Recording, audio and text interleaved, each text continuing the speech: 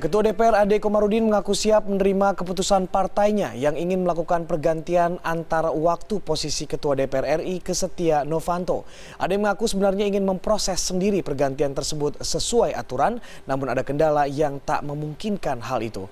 Dalam jumpa pers setelah rapat pimpinan DPR, Ade menyatakan akan menjalankan mekanisme pergantian antar waktu jabatan Ketua DPR RI sesuai dengan aturan Undang-Undang MD 3. Menurut Ade, dirinya ingin hadir dan turut serta dalam proses pergantian dirinya, yaitu rapat Badan Musyawarah DPR.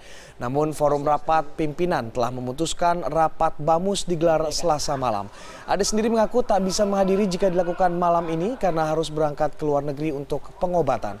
Terkait putusan tersebut, Ade menyayangkan usulannya untuk mengundur rapat BAMUS ke hari Kamis lusa tak disetujui forum rapat pimpinan DPR.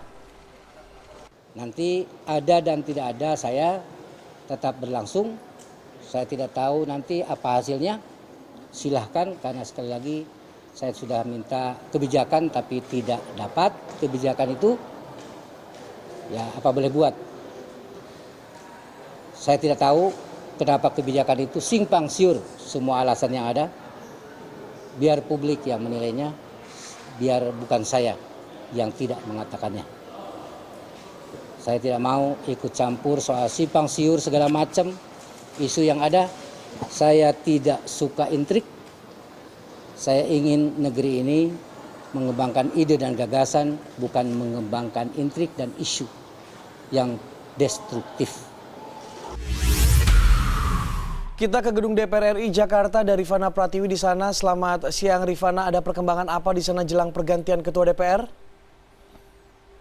Selamat siang Punca, konstelasi politik di parlemen memang semakin memanas pasca rencana pergantian Ketua DPR yang saat ini dijabat oleh Ade Komarudin dan akan dikembalikan ke Ketua Umum Golkar Setia Novanto. Dan baru saja sekitar 10 menit yang lalu kami menerima hasil sidang dari Mahkamah Kehormatan Dewan yang menetapkan 2 sanksi kepada Ade Komarudin sebagai Ketua DPR dalam dua kasus yang berbeda, di mana kasus yang pertama terkait dengan pelaporan dari Komisi 6 atas dugaan pelanggaran kode etik.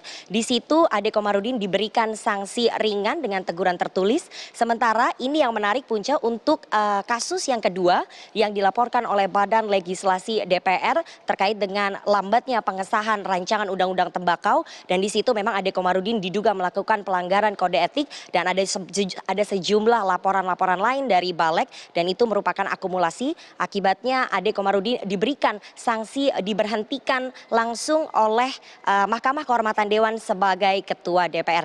Dan tentunya ini mengubah peta politik di parlemen pasca sidang paripurna nanti yang akan digelar pada pukul 3 sore. Kami memantau pergerakan ataupun peta politik fraksi-fraksi yang memang sudah terbelah sejak semalam pada rapat BAMUS.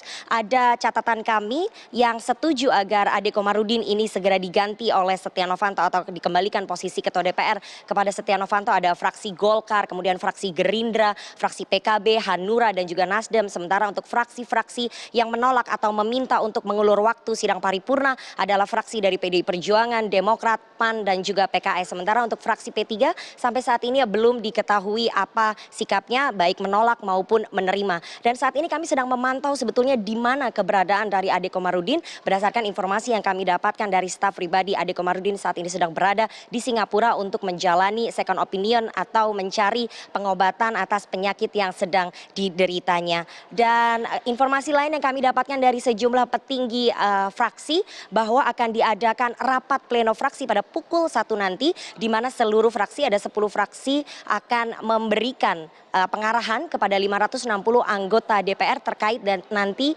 apakah akan ada pengambilan suara terbanyak maupun musyawarah mufakat terkait dengan pergantian Ketua DPR dan pengembalian terhadap Setia Novanto, Punca.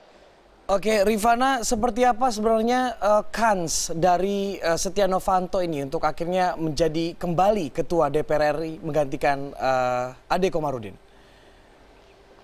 Jika kita melihat hitung-hitungan politik Punce dari fraksi partai yang setuju maupun yang tidak setuju, ada 5 fraksi partai besar yang memang setuju seperti tadi sudah saya sebutkan, ada Golkar, Gerindra, Nasdem, PKB dan juga Hanura. Di hitung-hitungan kertas memang mereka jumlahnya lebih banyak daripada yang menolak. Ada fraksi PDIP, PKS, PAN dan juga Demokrat. Artinya memang secara di atas kertas sangat sulit sekali Ade Komarudin untuk bisa mempertahankan posisinya sebagai Ketua DPR, dan tentunya kans dari Setia Novanto untuk kembali menduduki jabatan Ketua DPR sangat terbuka lebar, Punce.